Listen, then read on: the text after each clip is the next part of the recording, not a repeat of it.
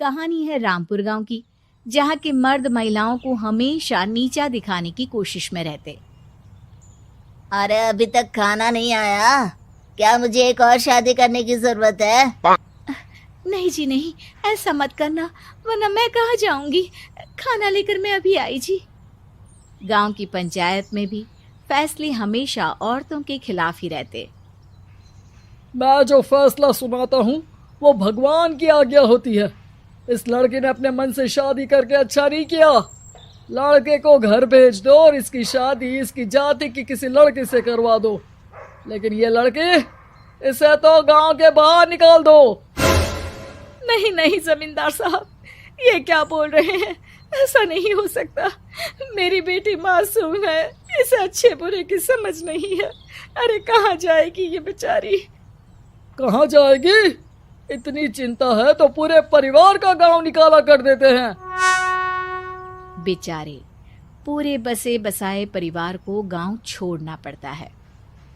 चाहे जो हो, अगर बेटियों को कंट्रोल नहीं कर सकते तो गांव में रहने का कोई मतलब नहीं है। यहाँ औरतों को दब कर रहना होगा।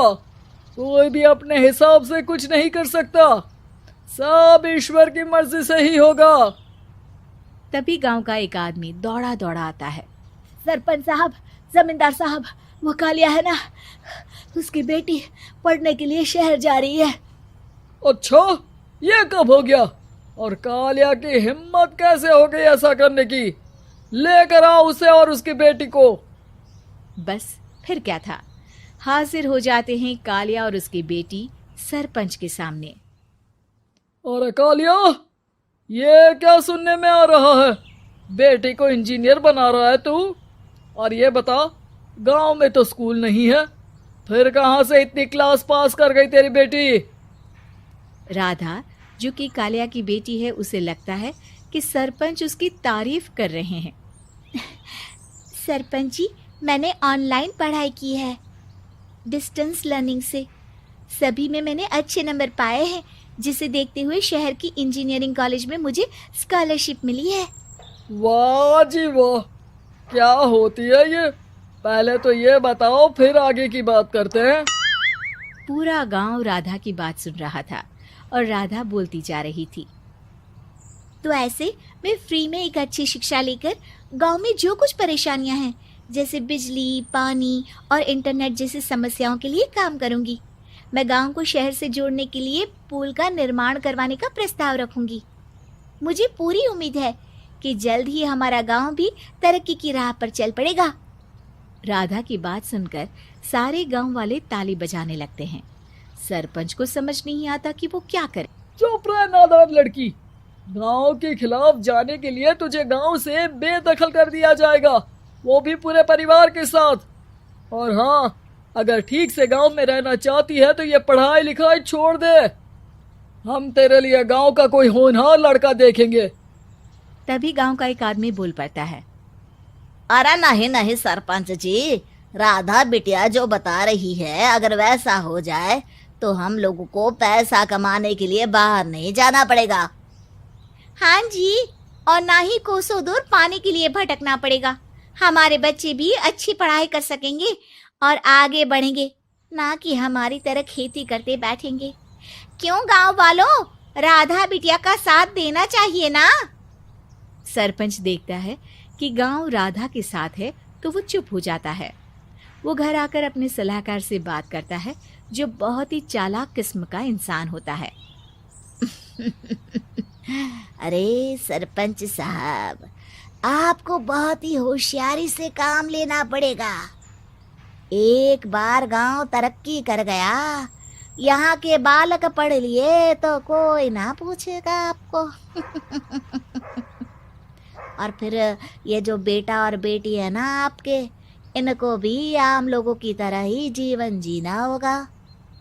हाँ, लेकिन करे तो क्या करे? वो ना आप मुझ पर छोड़ दीजिए, बस मैं जैसा बोलूं करते जाइए।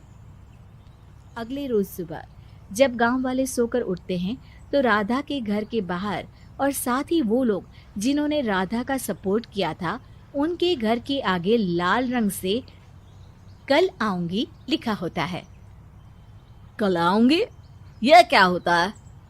अरे यह तो खून से लिखा है, लगता है कोई भूत प्रेत या चुड़ैल का साया है। चलो सरपंच जी के पास चलते हैं। सभी सरपंच के पास जाकर उसे सारी बात बताते हैं।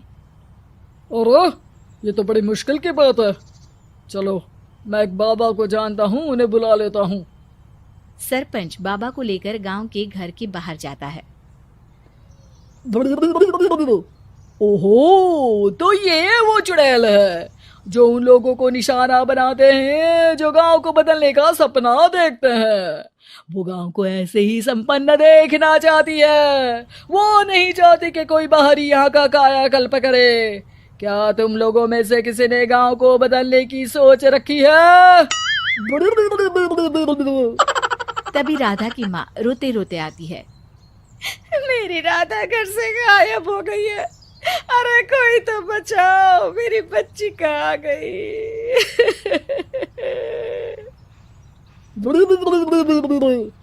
ले गई वो चुड़ैल, तेरी बच्ची को ले गई।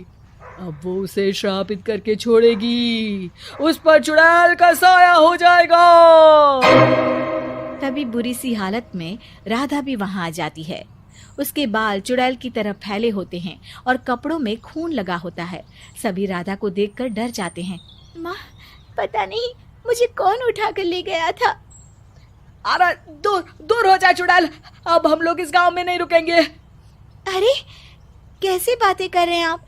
कल तो आप मेरे भरोसे गांव का हुलिया बदलने, अपने बच्चों को पढ़ाने और तरक्की उन्नति की बात कर रहे थे, तो आज क्या हो गया आपको?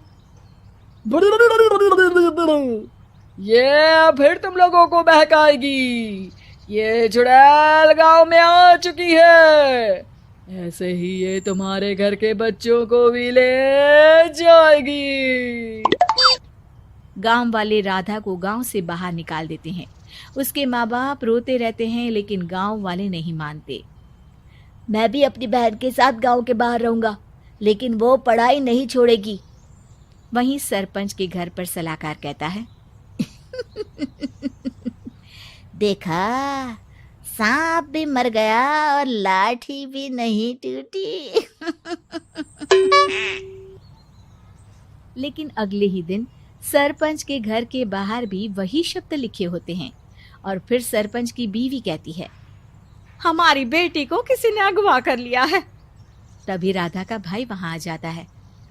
अरे गांव वालों, मैंने सरपंच जी की बेटी को देखा था। वो चुड़ैल उसे उठाकर ले जा रही थी। अरे क्या मजाक कर रहे हो? नहीं नहीं सरपंच जी, आप नहीं जानते।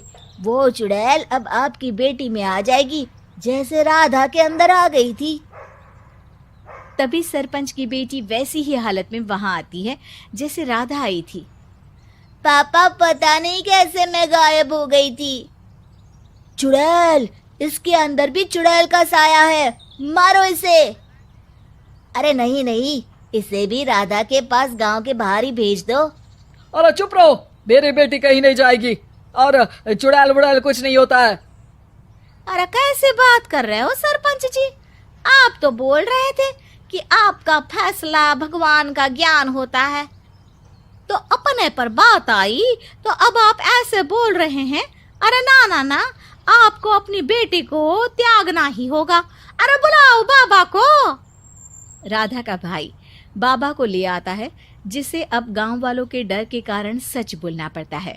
मैं कोई बाबा नहीं हूँ, मैं तो मोची था। ये सलाहकार महोदय ने मुझे कहा था एक्टिंग करने को। अब वो मुझे पैसे देने वाले हैं। अब मुझे माफ कर दो। गलती हो गई, मुझे माफ कर दो। तभी वहां राधा आ जाती है।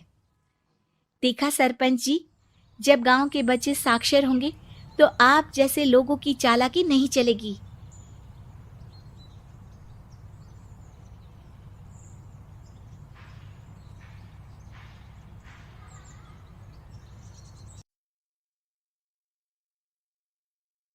कपड़े धोने वाली बहू।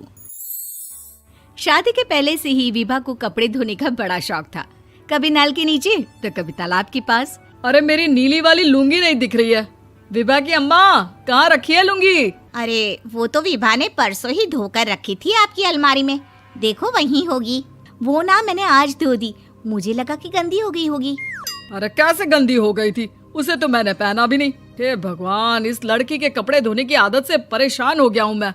जितना तो घर में राशन नहीं आता उससे कहीं ज्यादा डिटर्जेंट पाउडर का खर्चा है। इसकी शादी करवा दो, शादी जाए अपने घर में ही करे काम, फिर चाहे घर के कपड़े धोने हो या पूरे गांव के। हाँ ठीक बोल रही हो, देखता हूँ मैं कोई लड़का। वो दिन भी आ जाता है जब विभा को देखने लड़के वाले आ जाते हैं। लड़की मुझे अच्छी लगी। होने वाली सास कहती है, बेटी अगर कुछ पूछना है तो पूछ लो। वैसे तो हमारी लड़की बहुत ही शर्मीली है, जो बोल दो वो मान लेती है, इसे क्या पूछना होगा। अरे कैसी बात कर रही हो माँ, मुझे इन लोगों के घर रहना है, सवाल तो कई है। हाँ हाँ बेटा पूछ लो ना, क्या पूछना है। आप लोगों के घर कपड़े कौन धोता है? सास का मुंह बन जाता है।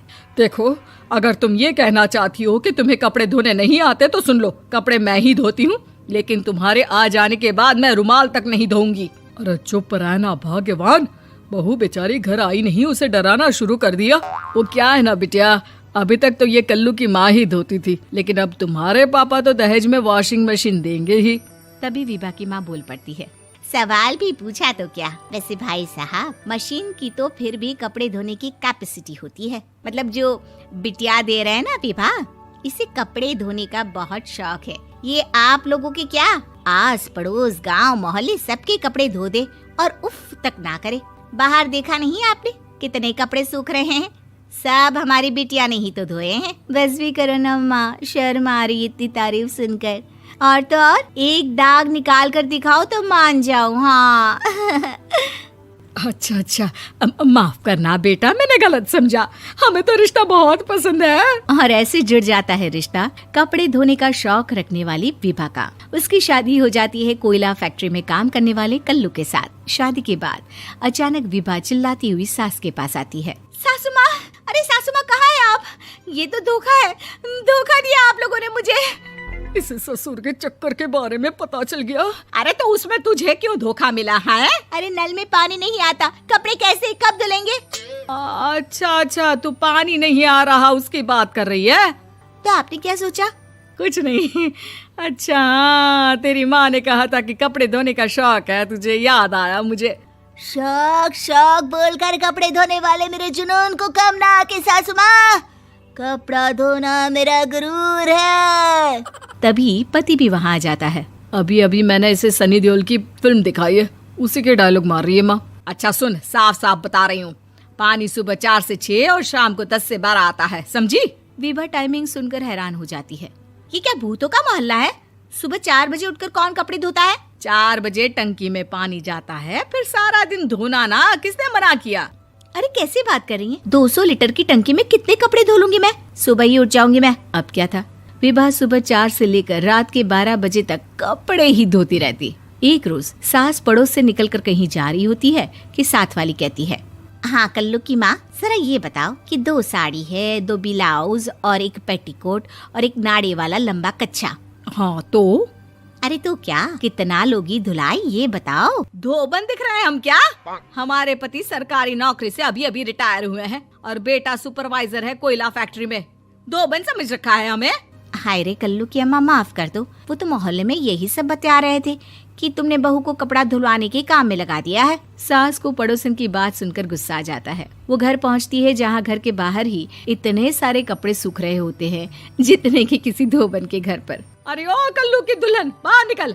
माँ जी यहीं आ जाओ, बाथरूम में चादर धो रहे हैं हम। अरे अभी हम धोते हैं, तुमको बाहर निकलो। ये आस पड़ोस वाले बोल रहे हैं कि हम बहू से कपड़े धुलवा धुलवा कर उसे कपड़ा धोने वाली बना दिए हैं। अरे छोड़ो ना माँ जी, किन लोगों की बातों में आती हो?